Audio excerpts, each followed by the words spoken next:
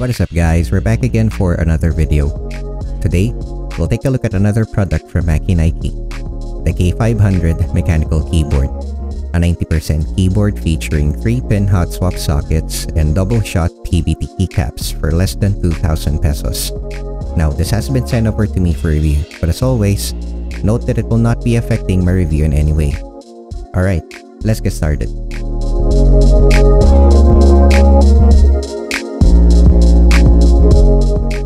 For starters, I really like their packaging. It has remained consistent across all their products and it looks very clean. So the package comes with a switch puller, keycap puller, extra switches, a detachable USB-C cable, manual which is in Chinese, warranty card, and the keyboard itself.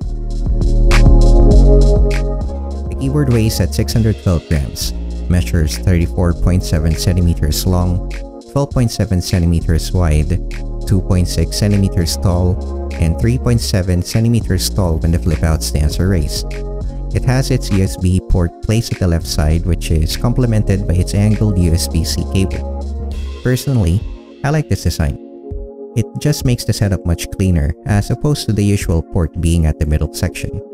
Also, a detachable cable means we are free to use other aftermarket cables. I think that's something you won't often find in this price point, especially for this layout. Inspecting the top section, we can immediately see how compact the keyboard is.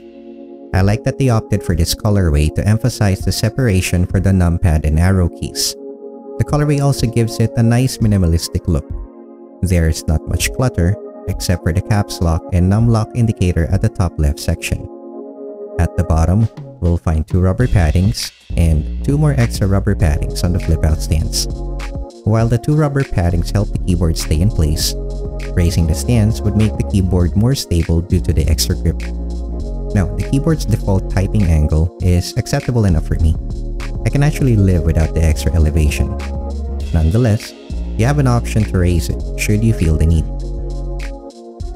The K500 only comes in this white color scheme with teal and gray accents on the keycaps at the time of making this video. It's made entirely of plastic, which is quite durable. Although we can expect a certain degree of flexing due to how big it is.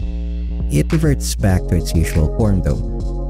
It has a matte coating all throughout the case and they did great work on the edges. They're smooth and there's no chipping whatsoever.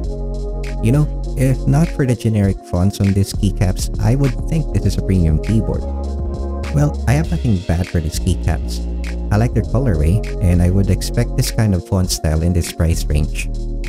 Overall, I'd say the build quality is excellent for its price point. They even went out of their way to add this nice little embossing and design at the bottom. But I would have preferred if they didn't put any branding at the front. It's much more cleaner that way. One thing to note here is that this is not a wireless keyboard. I believe omitting the wireless feature is one way of keeping the cost down, especially for a layout like this. It's impossible to find a decent 90% mechanical keyboard with a wireless feature for less than 2,000 pesos. Now what really makes this keyboard stand out for me is the layout. It's much more compact compared to a full-size keyboard, but it remains functional due to having dedicated arrow keys and a numpad. The missing keys are home, page up, page down, end, insert, and delete. They can be used by disabling the numpad though, as they are made to overlap with the numpad keys. On top of that, they are also mapped to a secondary layer accessible by pressing the FN key along with these keys. The 3 buttons at the top right side are dedicated keys for print screen, minus, and plus signs. Now this layout may not be the most ideal, especially to those that use the numpad like calculators, but with some practice, I think it's something anyone can get used to. Now let's move on to the keycaps. Like I said earlier, this keyboard features double-shot PBT keycaps. They're quite smooth though, and not very thick, which gives me an impression they're cheap ones. While they're a far cry from premium PBT keycaps, they're quite durable and produce a much better sound as opposed to cheaper ABS keycaps. They're shine-through keycaps as well, and I find them sufficient. I can clearly see the fonts even in a dark room. Just like every pre-built keyboard, the keycaps use the OEM profile. Also, Since the K500 is using a compact 90% layout, it's not using the typical NZ104 that we'll find on full-size keyboards. So if you intend to replace the keycaps, make sure you get those sets that come with a 1.75U right shift key and 1U for the right Alt, Control, and FN keys. You will find those keys I've mentioned in sets that have more than 108 keys. The keyboard also features 3-pin Hotswap sockets and come with Huano switches out of the box. Switch options are blue, brown, and red. I chose the red one because I like linear switches. The switches are held in place through its plastic plate, and the plate is noticeably durable and hardly flexes when I try pulling out the switches, which makes it easy to remove them. The sockets are your typical 3-pin Hotswap sockets, so switch options are limited to Huano, Otemu, and alternative 3-pin switches like Akko and Glorious Holy Pandas. Although some switches may fit too, but you have to make sure that the copper pins are as thin as the Huano pins that came with the keyboard. Huano switches are great budget switches and are known to dominate the budget keyboard market recently, so I have no complaints here. They have a lifespan of 50 million keystrokes, and for the red switch variant, it has a 45-gram actuation force and a total travel distance of 4.4mm. Combined with the PVT keycaps, they make for a pleasant typing experience. Here's a quick sound test for you guys.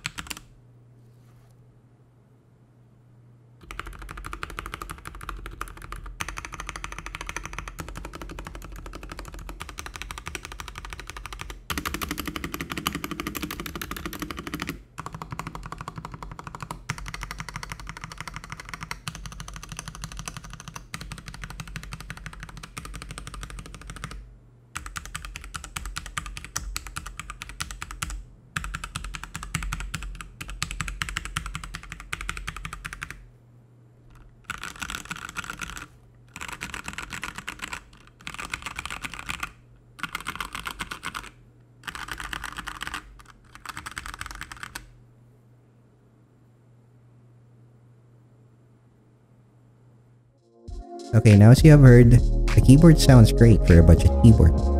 Although the stabilizers could use some tuning. The factory lubing did a great job here, and while the shift and backspace keys are quite good already, the spacebar rattles quite a lot. It's not exactly deal-breaking for me, and I believe a little modding could help improve the acoustics. Now, just like any mechanical keyboard, the K500 features anti-ghosting, or what most would call NKRO. It operates at 1000Hz polling rate, which what every gamer looks for. I personally enjoyed using this keyboard. It's very responsive, and I like that I have more freedom since I have more keys at my disposal. Also, the RGB lighting on this keyboard is outstanding. For a budget keyboard, they're really excellent. They transition smoothly and they're especially bright. It has a couple of RGB presets that you can set by pressing the FN key plus the left Alt key. And additional customizations can be done through the software. It's something that would really help anyone who likes to fully maximize this layout. You can also set custom profiles and set macros here. Key mappings can be customized as well. Since the keyboard have 94 keys at your disposal, there would be likely some keys you hardly use and you can assign a different key to them. I personally replaced the right control with delete in my case. Now, before we conclude this video, let's have a look at the RGB presets.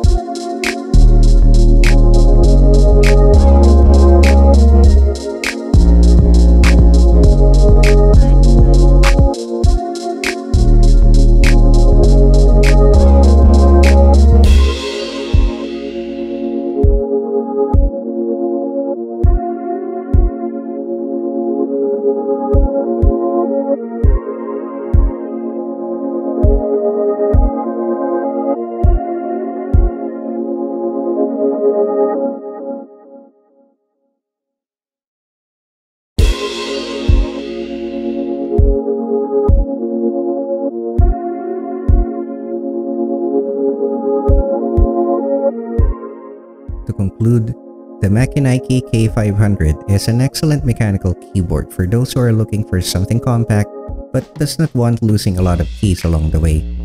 The positioning of the arrow keys and numpad is ideal with some minor changes compared to the full-size layout most are used to. But I think with some practice, anyone would come to appreciate this keyboard and the compact layout it offers. In terms of performance and quality, as always, Machenike never fails to impress. The build quality and typing experience from this keyboard is well deserving of its price tag of 1,898 pesos. And for those who are getting started with mechanical keyboards and want to try modding, this is an excellent starter keyboard. I actually plan to mod this keyboard soon. Do you see those keycaps I have just purchased? Well, that's gonna be it. Big thanks to Machenike for sending this in and for always supporting this channel. You guys are awesome. And to my viewers and subscribers that have always been there since this channel started, my sincerest thanks. You guys are the best and I hope you'll continue to support me as this small channel grows. Now if you made it this far, please give this video a like if you enjoyed it. Dislike if you have to. Feel free to drop a comment if you have questions or anything to say, and as always, thanks for watching and see you guys soon.